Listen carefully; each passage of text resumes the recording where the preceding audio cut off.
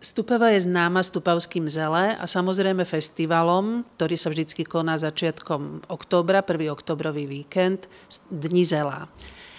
Tento rok však Dni zelá boli zrušené. Spýtame sa, prečo?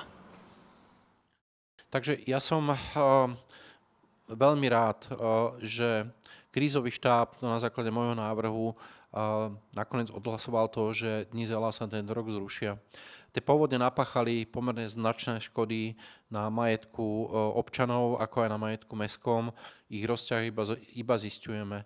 Našou úlohou a našim cieľom je teraz venovať čo najviac energie aj finančných prostriedkov na pomoc ľuďom, na pomoc mestu, aby sme tú situáciu s komunikáciami, s chodníkmi, so stromami dali do takého bezpečného stavu.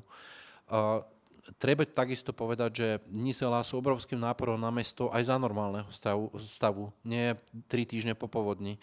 A veľmi frekventovane sú tam práve dobrovoľný hasičský zbor, pracovníci verejnoprospešných služieb a mestská polícia. Teda ľudí, ktorí teraz boli týždeň vo veľkom nasadení a ešte budeme mnoho dní odstraňovať škody.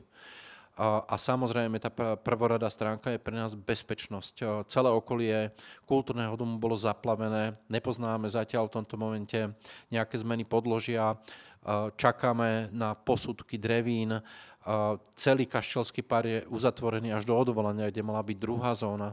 Takže to sú také hlavné dôvody, prečo si myslíme, že tento rok musíme tieto Dni zelá zrušiť a viacej pomáhať tým ľuďom, ktorí boli postihnutí. Ja viem možno, že niektorí ľudia budú z toho sklamaní, ale prosím, chápte aj tieto naše dôvody. Je to pravda, Dni zelá, vlastne to je okolo 30-40 tisíc ľudí, ktorí by prišli k nám na návštevu a v podstate nebolo by to celkom bezpečné, keby tu chodili po tých cestách, prípadne by spadol nejaký strom. Je to zrozumiteľné a jasné. Áno, presne tak. Skutočne nevieme zaručiť v tomto momente bezpečnosť a naozaj chceme tie síly sústrediť skôr na pomoc ľuďom a na pomoc mestu. Ďakujem veľmi pekne za odpovede.